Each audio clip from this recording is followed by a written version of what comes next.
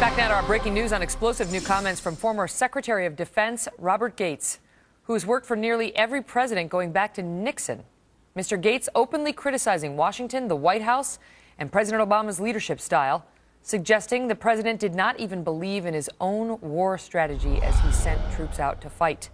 Retired Lieutenant Colonel Allen West is a Fox News contributor and a former Republican congressman out of Florida.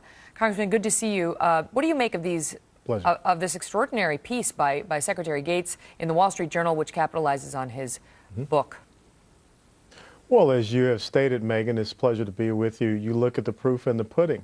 When General Austin, who was the commander on the ground in Iraq, made the recommendation of about 15,000 for a residual force, the president did not put a lot of effort into any type of status of forces agreement, and we went to a zero force presence there. We could have definitely used those forces to be along the border with Iraq and Iran and Syria and Iraq, and you probably would not see the vacuum that was created. And so Iran has filled that vacuum.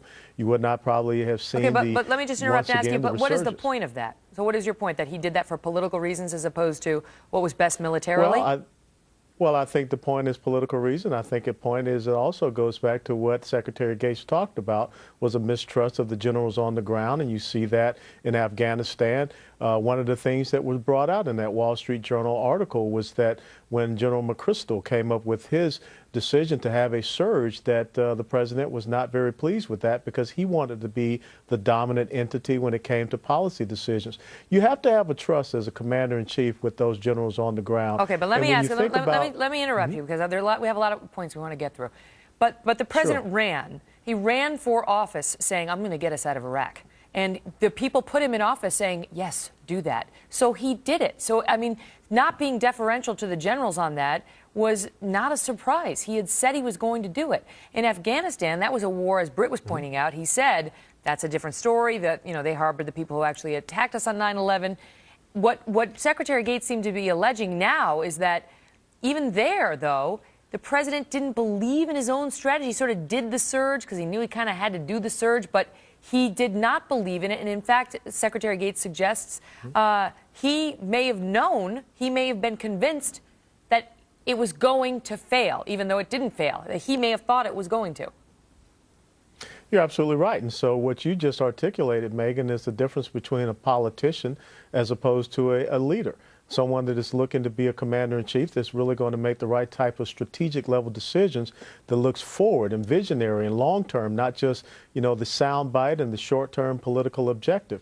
And that's something that the American people have to come to start to understand is, are we going to continue to elect politicians that will tell us basically what we think we want to hear, or are we going to elect true leadership and statesmen and people that can fulfill that role of commander-in-chief? That is an interesting point you raised, because another piece of information that has come out from Secretary Gates is this exchange that happened between Hillary Rodham Clinton and Barack Obama that he witnessed, and he writes about it saying, Hillary told the president that he claims to have been witness to this. Hillary told the president that her opposition to the 2007 surge in Iraq had been political because she was facing him, meaning Barack Obama, in the Iowa primary.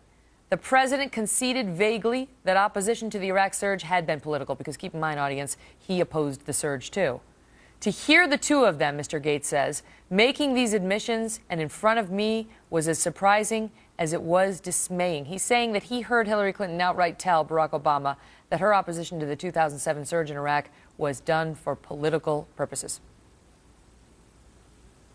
And those are the exact same two individuals that we need to get the truth about in reference to what happened in Benghazi when 4 Americans were abandoned in a firefight, a terrorist attack, not a video. And of course, they lied about it subsequently. So again, if we're going to continue to have these politicians and people that are playing politics with the lives of our men and women who are out there doing what this nation has called them to do, to fight for our liberties and freedoms, then we have to look at ourselves as a nation. And that's why I support that select committee for Benghazi to look at what is happening there so that we can get the truth from Hillary Clinton and President Obama. We cannot continue down this path. That may yet happen. I do want to tell the viewers that Secretary Gates, as he was with the president on certain leadership items, was also very complimentary of Hillary Clinton, saying he found her, quote, smart, idealistic but pragmatic, tough-minded, indefatigable, funny, a very valuable colleague, and a superb representative of the United States all over the world. So the book is pretty even-handed from the excerpts that have been released, although I'm Sure, sure but probably not as sadly too happy four about it.